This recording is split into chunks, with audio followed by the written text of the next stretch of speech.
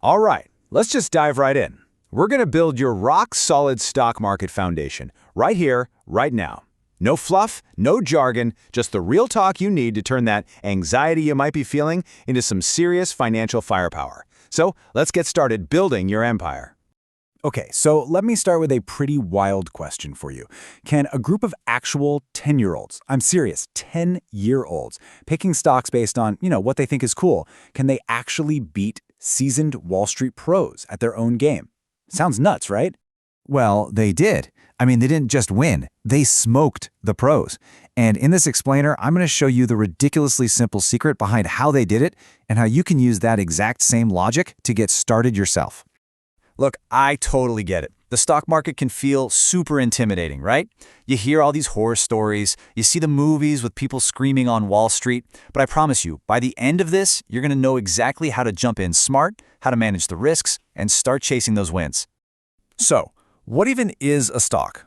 Let's break it down to the absolute simplest basics. Just think of it like this. You're buying a tiny, tiny slice of a business you actually believe in. So when you buy a share of, let's say, Apple, you literally become a mini owner of the company. Yeah, it's really that simple. All right, now for the big one, risk. Is jumping into stocks just a total crapshoot? I'll be straight with you. Yes, there's risk involved. Of course there is. But it is not the Wild West if you play it smart. It's all about turning a gamble into a calculated hustle. And a huge part of that comes down to how you decide to play the game. So on one side, you've got the day trader. They're chasing those super quick flips. It's a high-stress, super high-risk game. But then, on the other side, you've got the long-term holder. They're in it for patient, strategic growth. They're ready to weather a few storms. And get this, because this really shows you why that choice matters so much. According to actual SEC data, over 90% of day traders lose money. Let that sink in for a second. That whole get-rich-quick thing, it just doesn't work for almost anyone. The real wins, they're found somewhere else entirely. So how do you play it smart? The number one rule, the most crucial thing, is diversification. You've heard it before, don't put all your eggs in one basket. By spreading your money across, say, 8 to 10 solid companies, you're building a safety net. That way, if one of them flops, the others have got your back. Okay, so we've talked about how to manage the risk. Now for the fun part, the juicy part, the potential reward. Let's take a look at what kind of returns you can realistically expect when you play the long game. Let's actually look at the numbers here. Historically, the S&P 500, and that's basically just a big basket of 500 of the largest US companies, it's averaged a return of about 10 to 12% a year. Now, compare that to bonds or your savings account. It's not even in the same ballpark. It's a totally different league. And if you need a truly mind-blowing, real-world example of that long-game power, just look at this. If you had invested just $10,000 in Amazon way back in 1997, today, that would be worth over $20 million. I mean, come on. That is the absolute magic of long-term patient growth.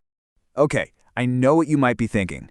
That's awesome, but I don't have 10 grand lying around. I'm not a millionaire. Well, listen up, because we're about to bust one of the biggest myths in finance. You do not need a fortune to start building one. So let's just ask the question straight up.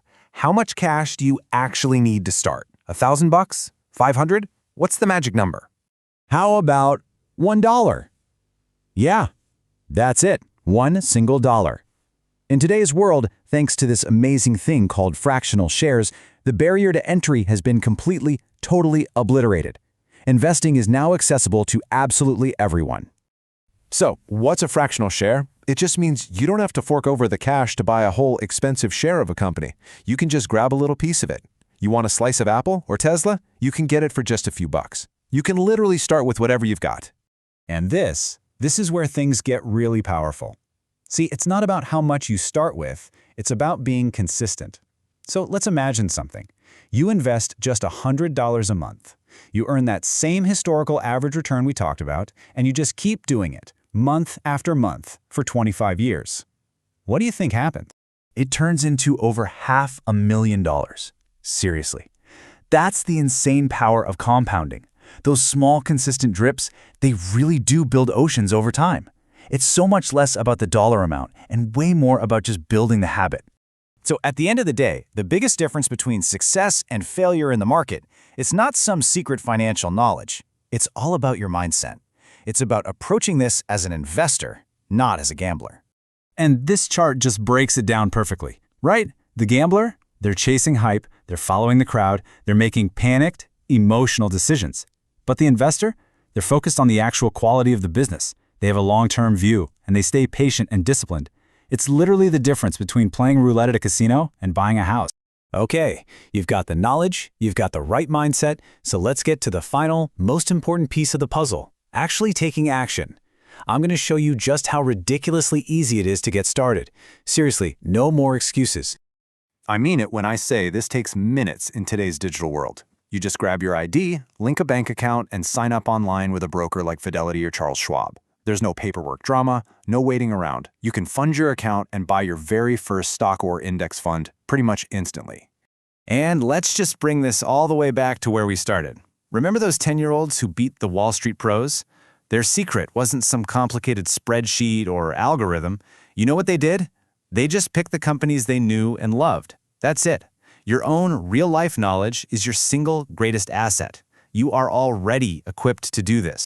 So there you have it, the stock market totally demystified. Hopefully that fear is gone and it's been replaced by a clear, simple, actionable plan. You have the foundation. You know everything you need to know to get started, so the only question left is, what's your first move going to be?